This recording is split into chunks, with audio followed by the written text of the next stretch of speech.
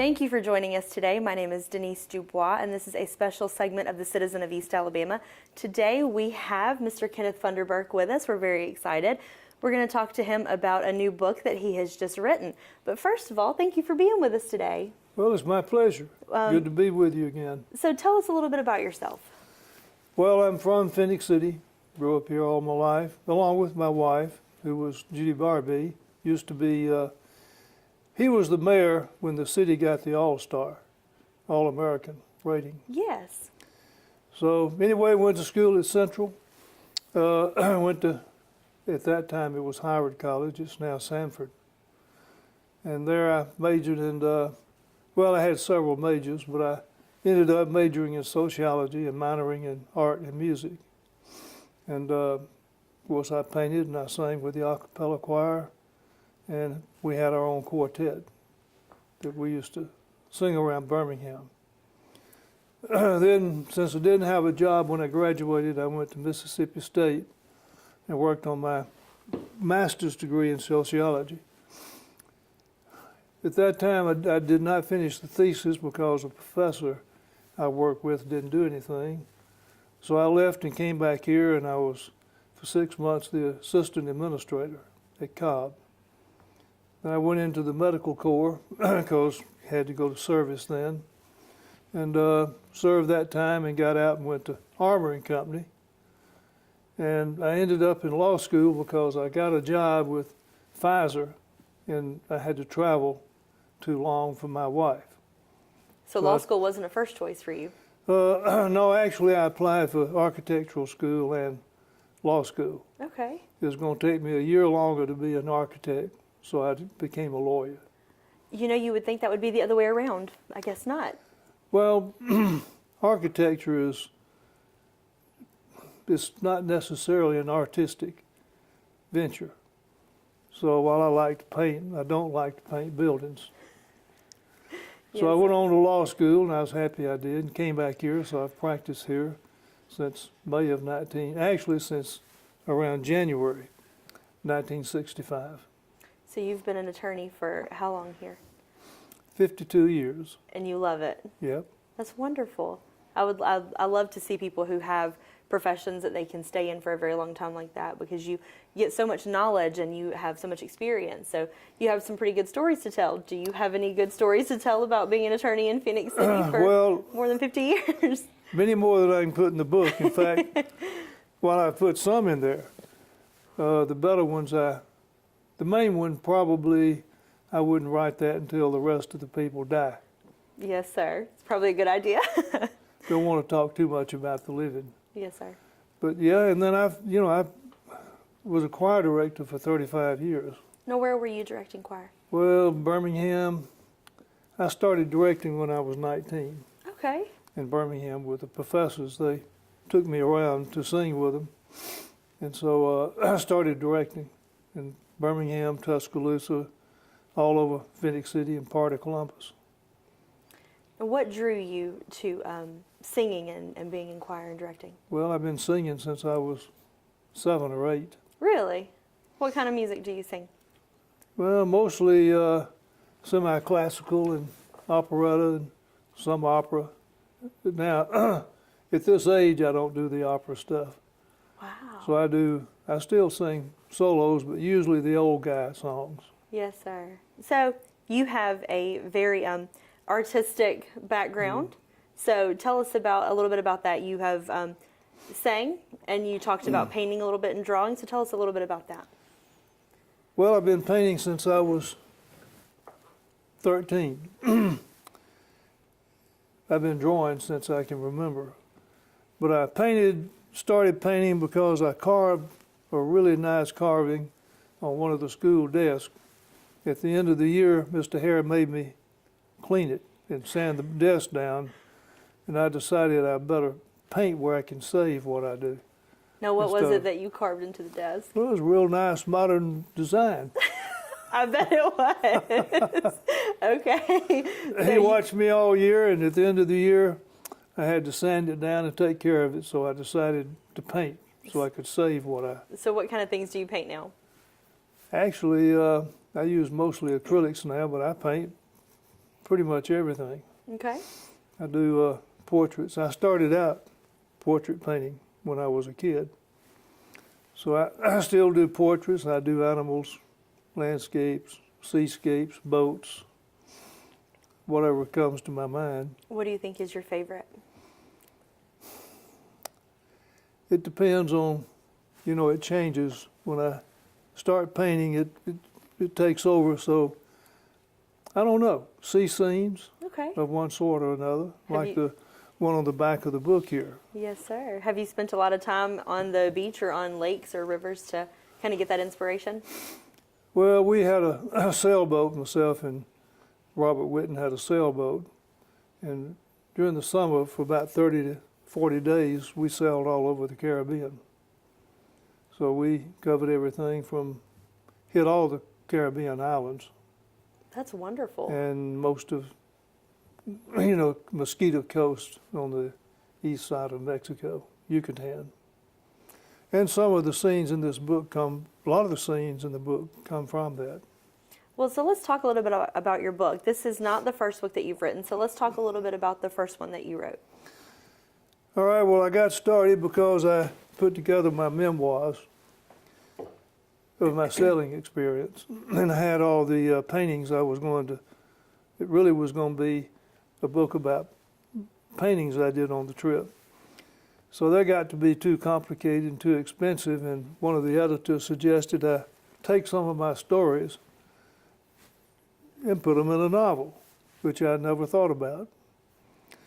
So that's what I did, and I found out it's sort of fun. So what's your first book called? The Fish House Gang. Okay, and tell us what it's about. That one's about, it starts with Chick Sparks, who's a clinical psychologist and also a famous tenor. And it starts with a real scene that happened in Pensacola. These guys dressed up as ninjas, and they were going to rob this philanthropist whom they knew had a lot of money, offline kind of money.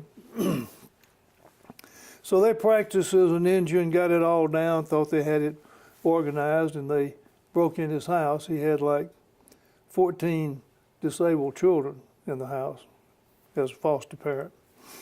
Broke in, killed the man and his wife, grabbed the safe, and went out the door. They thought they had it made because all these kids were disabled. Come to find out, the maid was supposed to cut the camera off because it was all videotaped in color. Well, she forgot to cut the camera off, so it was all on TV. So that was so wild, I liked it, and gave me a way to start with a safe that I had stolen from the guys that stole it, because it contained documents that related to cartels, the Sinaloa cartel. And that's the way it starts, where in one of the scenes, the girl, Susie, who's in the book, she's not the one that turned into Medusa, was having a romp with some people, and the people she was having the romp with had the safe. Anyway, they got shot, she got away, and that started them chasing her, thinking she was a witness. So the first book goes all the way to where Boss, who happened to be Chick's best friend, he didn't know he was a crook. They finally discovered they had the chase, and Ken escaped on the boat, and they, in the end, dumped him in the sea. So that's where the first novel ends. And the Medusas Lair picks up at that point. Wow, well, we're very excited to hear about what Medusa's Lair is back when we come back. We've got Kenneth Funderburk in our studio today. We'll be right back.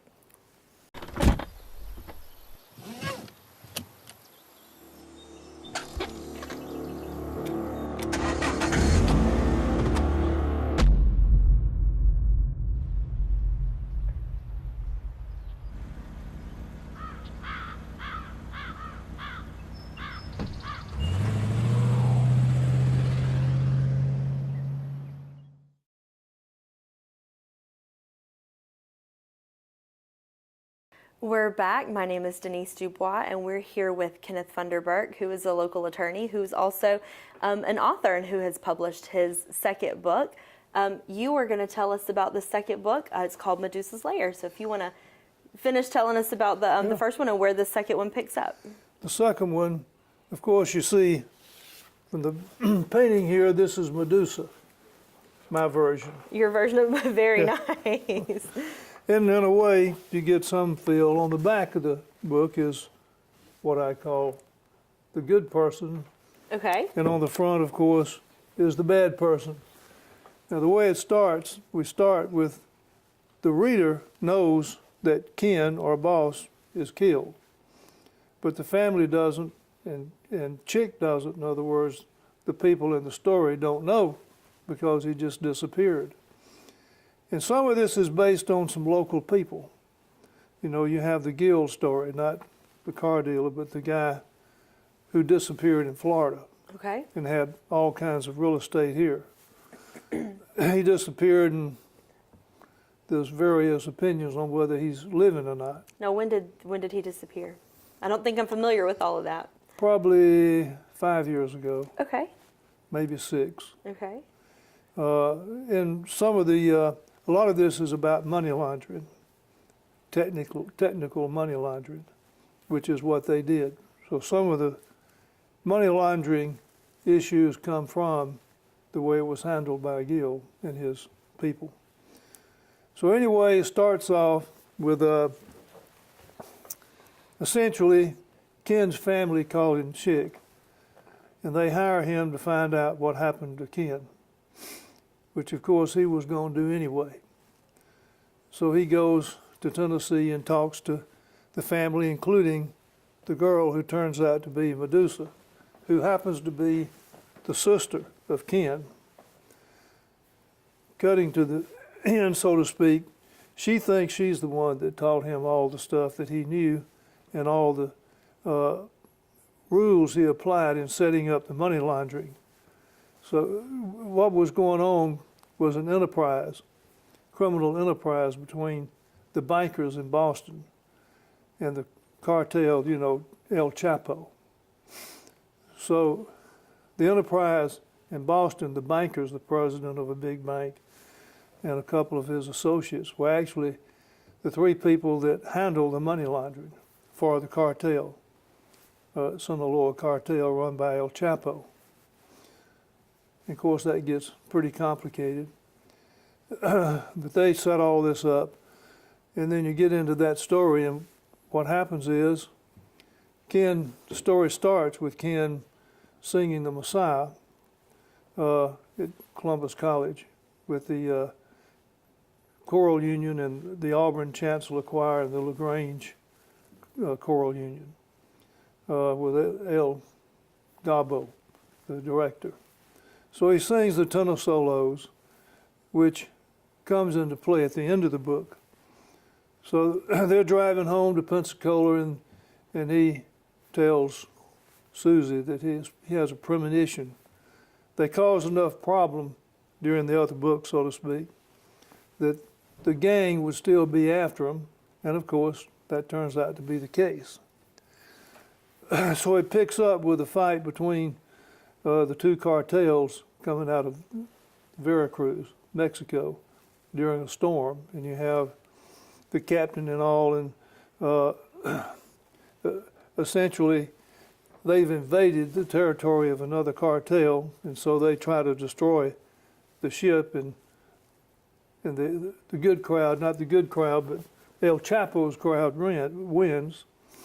And that leads into all the battles. You got a battle going on between the cartels, along with a battle between Chick and the crowd from Boston, where a bunch of folks essentially are killed. So the big battle ends up where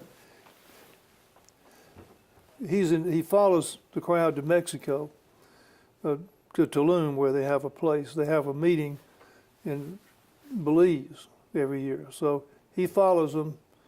Make a long story short, what happens, I need to back up. You got one member of the triad, which is in Boston, who happens to be the boyfriend of the girl named Myra, who turns out to be Medusa.